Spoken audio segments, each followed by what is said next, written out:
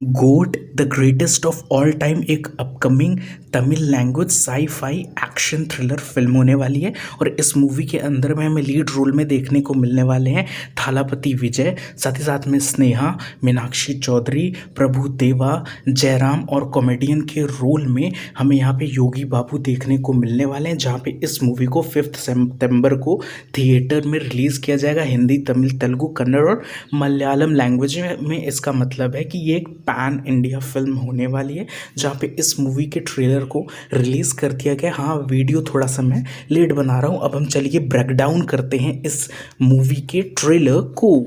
तो यहाँ पर ट्रेलर के शुरुआत में थालापति विजय के कैरेक्टर को जब यहाँ पर में इंट्रोड्यूस किया जाता है तो एक वॉइस ओवर आता है, यानी कि थालापति विजय का जो कैरेक्टर इस मूवी में होने वाला है उस कैरेक्टर का नाम यहाँ पे गादी है। उसने 69 सक्सेसफुल ऑपरेशन किए हैं, इसका मतलब है एक तरीके का वो एजेंट है, स्पाई है, और उसने 68 सक्सेसफुल ऑपरेशन यहाँ पे किए हैं। तो ऐसा रेफरेंस क्यों लिया गया? तो ऐसा रेफरेंस इसलिए लिया गया क्योंकि ये थालापति विजय की ये 68th फिल्म होने वाली है और 69th फिल्म से वो मूवी से संन्यास लेने वाले हैं। इसीलिए इस रेफरेंस को उठाते हुए कहा गया है मूवी के शुरुआत में ही कि इन्होंने यहाँ पर 68 सक्सेसफुल ऑपरेशन को कंप्लीट किया and he is the goat in his field. आगे ट्रेलर के अगले फ्रेम में हमें लुक्स देखने को मिलते हैं।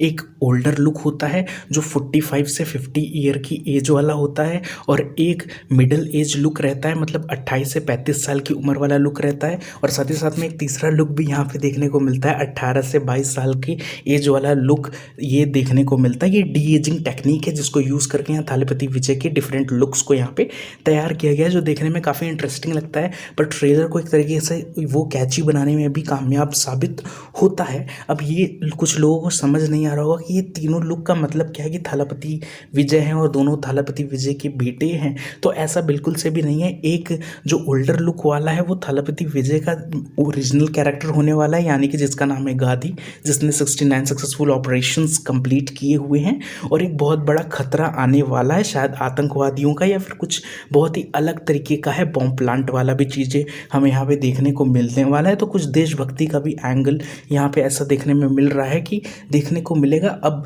बात करें इन तीनों लुक्स की, तो एक थालापति विजय का ओल्डर लुक जो है वो ओरिजिनल वाला है, यानी कि उस कैरेक्टर का नाम है गादी, और जो मिडिल एज वाला लुक है वो शायद से उसका बेटा हो सकता है, क्योंकि ट्रेलर के अंदर में भी जो मिडिल एज वाला जो लुक है वो एक तरीके से थालापति विजय कैरेक्टर को कहता है कि पापा पापा चिल्ला के अगर बोलता है तो उससे ये बात बिल्कुल से भी क्लियर हो जाती है कि वो उसका बेटा है। और तीसरा वाला जो कैरेक्टर है थालापति विजय का, जो एकदम यंगर वर्जन है, जो 20 से 22 साल का नज़र आता है, वो बोलता है अगर तुम नहीं संभाल पाओगे तो मैं संभाल लूँगा। तो यहाँ पर हमें बहुत ज़्यादा चांसेस हैं इस मूवी के अंदर में टाइम मशीन के यूज़ का, कि टाइम मशीन को यूज़ करके यहाँ पर जो गादी है उसका यंगर वर्जन को या फिर पुराने टाइम में जा करके उसके यंगर वर्जन को भी यहाँ पे लेके आया गया है, ताकि इस मिशन को यहाँ पर में पूरी तरीके से कंप्लीट किया जा सके। क्योंकि एक गादी से ये प्रॉब्लम नहीं सॉल्व होगी, इसके लिए दो गादी की आवश्यकता है। तो इसलिए यहाँ पर में दो थालापति विजय में देखने को मिलने वाले हैं, ऐसा देखने से नज़र तो आ रहा है। पर हो सकता है कि जो यंगर वर्जन है वो एक तरीके का नेगेटिव कैरेक्टर हो, क्योंकि एक फ्रेम में आप लोगों ने भी देखा होगा कि यंगर वर्जन जो है एक तरीके से उछल के लात मारते हुए भी नज़र आता है और दोनों के एक्शन भी काफ़ी सिमिलर नज़र आते हैं। तो बहुत ज़्यादा चांसेस हैं कि एक फ्यूचर, एक प्रेजेंट वाला थालापति विजय हो और एक पास्ट से द्वारा आया हो। अब ये तो हमारी एक तरीके का थ्योरी हो गई। अब देखना ही काफ़ी ज़्यादा इंटरेस्टिंग होगा कि मूवी के अंदर में हमें ओरिजिनली क्या देखने को मिलता है। वैसे मूवी के अंदर में एक फ्रेम में हमें यहाँ पे लैब भी देखने को मिलती है, जहाँ पे थालापति विजय पीट करके खड़े हुए हैं। तो हो सकता है यहाँ पे क्लोनिंग का भी कॉन्सेप्ट यूज़ हो। अब ये देखना काफ़ी ज़्यादा इंटरेस्टिंग होगा कि यहाँ क्लोनिंग का कॉन्सेप्ट यूज़ हुआ है या टाइम मशीन का कॉन्सेप्ट यूज़ हुआ है। और कुछ तो खतरा यहाँ पर में पैदा होता हुआ नज़र आ रहा है, क्योंकि एक कैरेक्टर है जिसका कि काफ़ी हाथ जलता हुआ नज़र आता है और फिर कहता है कि गादी तुम्हें भी जो है प्रॉब्लम का सामना करना पड़ेगा। वो एक तरीके से रेवेंज ड्रामा का भी यहाँ पे एंगल ट्रेलर के अंदर में देखता हुआ नज़र आ रहा है। ट्रेलर को बहुत ही स्मार्टली काट दिया गया है, कोई शुरू से अंत तक देख के भी प्रिडिक्ट नहीं कर सकता कि वास्तव में इस मूवी की कहानी होने क्या वाली, क्योंकि यहाँ पर मैं जो डायरेक्टर हैं उन्होंने काफ़ी चीज़ें यहाँ पे छुपाने की कोशिश की है। तो वेंकट प्रभु ने इसके पहले भी मन्नाडु जैसी एक साई-फाई नहीं कह सकते तो एक टाइम टाइम लूप वाली मूवी पहले भी वो बना चुके हैं, तो उनके पास काफ़ी एक्सपीरियंस है। हो सकता है कि ये मूवी कुछ अलग ही तरीका का कंटेंट अपने को डिलीवर करती हुई यहाँ पे नज़र आए। मूवी में जो है रोमांटिक ड्रामा वाले भी सीन देखने को मिलते हैं 10 से 20 सेकंड के अंदर में स्नेहा और थालापति विजय के। हालांकि वो अलग अलग फ्रेम्स हैं, जहाँ पर मैं जो स्नेहा का कैरेक्टर है वो थालापति विजय के कैरेक्टर के बारे में थोड़ी चिंतित रहती है कि वो उससे दूर दूर रहता है, कहीं कोई दूसरी लड़की से चक्कर तो नहीं है। तो ये एक तरीके से थोड़ा रोमांटिक ड्रामा एंगल डालने की कोशिश की गई। हालांकि जो साउथ फिल्मों में जो होता है कि अगर एक तरफ थ्रिलर कहानी चल रही है तो कहीं ना कहीं से रोमांटिक ड्रामा या कॉमेडी डालने की वो लोग कोशिश करते हैं, तो वो यहाँ भी होता हुआ हमें यहाँ पे नज़र आ रहा है। अब मूवी के ये फ्लो को बस तोड़ ना दे कि एक तरफ थ्रिलर वाला चल रहा है तो बीच में रोमांटिक ड्रामा टाइप की चीज़ें चल रही है, तो मूवी का फ्लो ये चीज़ें तोड़ देती हैं। सीक्वेंस में दिखाएं तो ठीक भी रहेगा।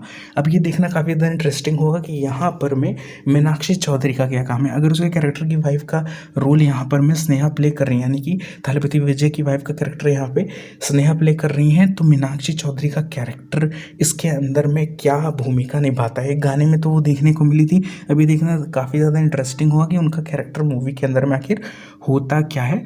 और एक कैरेक्टर है जो थालापति विजय को लगातार डोमिनेट करता हुआ नज़र आ रहा है, मारता हुआ नज़र आ रहा है, तो देखते हैं कि आगे क्या होता है। और मूवी के अंदर में जो एक डायलॉग दिया गया है थालापति विजय के, जो गादी वाला कैरेक्टर जिसने 69 सक्सेसफुल ऑपरेशन को कंप्लीट किया है, उसके लिए उसके रेफरेंस में एक डायलॉग भी दिया जाता है, जहाँ थालापति विजय खुद के लिए कहते हैं कि अब मेरी उम्र हो गई है, अब मेरी उम्र हो गई है, अब मैं आगे क्या ही कर लूँगा। तो दूसरा कैरेक्टर यहाँ पे कहता है कि no matter line is always a line. तो एक तरीके से जो है वो जो डायलॉग था वो ट्रेलर को अलग ही लेवल पे यहाँ ले जाता है। थालापति विजय के लिए ही एक तरीके से वो एक तरीके से फ़ैन सर्विस वाला डायलॉग था, पर बहुत ही ज़्यादा इंटरेस्टिंग लगता है। और जो लास्ट फ्रेम देखने को मिलता है जहाँ पे थालापति विजय यानी कि गादी के जो बॉस है वो उसको कहते हैं कि प्लान फेल हो सकता है, प्लान बी रेडी है, तो कहता है प्लान ए से लेके प्लान जेड तक रेडी है। तो एक तरीके से यहाँ पर थालापति विजय यानी कि गादी के कैरेक्टर के कॉन्फिडेंस को भी दर्शाता हुआ यहाँ पे नज़र आता है। तो देखते हैं, वैसे ट्रेलर तो काफ़ी ज़्यादा इंटरेस्टिंग है, मूवी से काफ़ी ज़्यादा उम्मीदें इसीलिए क्योंकि मूवी के डायरेक्टर यहाँ पे वेंकट प्रभु है, वो एक्सपेरिमेंट करने में माहिर है। तो देखते हैं थालापति विजय को लेकर उन्होंने क्या बॉम्ब बनाया है और बॉक्स ऑफिस पे ये किस तरीके की तबाही करता है। अब कुछ लोगों को ऐसा लगेगा कि जो हिंदी ट्रेलर है वो कुछ बहुत बेहतर नहीं देखने को मिला है, तो हम उन लोगों के लिए कहना चाहते हैं कि मूवी के ट्रेलर में थालापति की जो हिंदी डब्ड वॉइस है वो बहुत परफेक्ट मैच नज़र नहीं आ रही है। हालांकि 3 अलग अलग एज के कैरेक्टर वाले थालापति विजय हैं इस मूवी के अंदर में, तो उन वॉइसेस की ज़रूरत थी, पर यहाँ पर मैं ऑडियंस की बात सुनते हुए यहाँ पर जो गोट के मेकर्स हैं उन्होंने थालापति विजय की हिंदी डब्ड वॉइस को यहाँ सीरियसली लिया है और उसको वो रीडब कराने की प्लानिंग कर रहे हैं। ये मूवी जब 5 सितंबर को आएगी तो थालापति विजय की वॉइस चेंज होती हुई नजर आएगी। तो अब ये देखना काफ़ी इंटरेस्टिंग होगा कि यहाँ पर संकेत माथरे को लिया जाता है हिंदी डब्ड वॉइस के लिए या फिर शानूर मिर्ज़ा को लिया जाता है। वैसे मेरे हिसाब से तो शानूर मिर्ज़ा को लेना चाहिए, क्योंकि आप लोगों ने उनकी थ्री, मार्शल, बीगल इन सब में देखी होगी, और साथ ही साथ में उनकी जो जितनी भी प्रीवियसली मूवी है, कत्थी से लेकर के जितनी भी प्रीवियसली मूवी, सबको शानूर मिर्ज़ा ने डब किया है और एक नंबर डब किया है। संकेत माथरे बहुत ही बेहतरीन आर्टिस्ट है no doubt, but suit Thalapathy Vijay को यहाँ पे शानूर मिर्ज़ा की ही वॉइस करती है। वैसे आपको क्या लगता है किसकी वॉइस थालापति विजय के ऊपर में परफेक्ट बैठती है? देखते हैं जो भी आगे होता है। बस गलती से भी कोई टीवी सीरियल एक्टर या फिर कोई जो बेरोजगार एक्टर है उनको उठा करके यहाँ पे थालापति विजय की वॉइस को डब ना कराएं, कोई प्रोफेशनल वॉइस आर्टिस्ट से ही कराएं, क्योंकि थालापति विजय जो है उनकी वैसे भी अब 1 ही 2 फिल्में बची हुई हैं, तो कम से कम उनकी डबिंग तो बेहतर ही हो जाए। धन्यवाद, और जानकारी के लिए चैनल को सब्सक्राइब करें। मिलते हैं अगले वीडियो में, तब तक के लिए bye bye and take care.